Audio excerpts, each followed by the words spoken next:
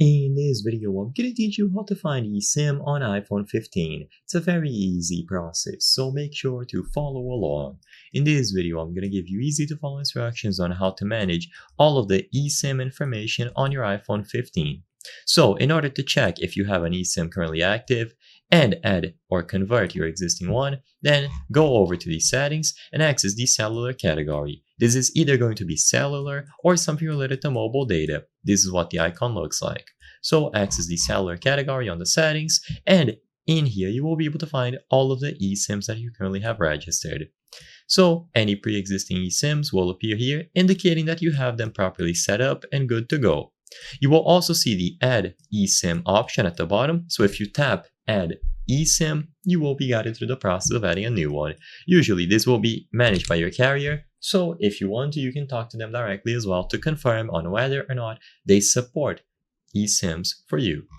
Another way to check information about your eSIM is to go into the settings and access the general category.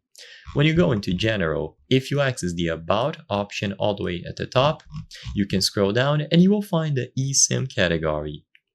In here, you will have more information about the eSIM. You will see the network, the carrier, the IMEI number, and ICC-ID. So you can copy these numbers if you prefer, note them down, and they will always be available for you to manage here. This also indicates that your eSIM is properly configured and ready to use. Like I said before, the best way to know if you can use an eSIM or convert your existing SIM to an eSIM is to talk to your carrier. See if they offer you the option, but if you don't see this option and your carrier does not support eSIMs, then there's not much that you can do.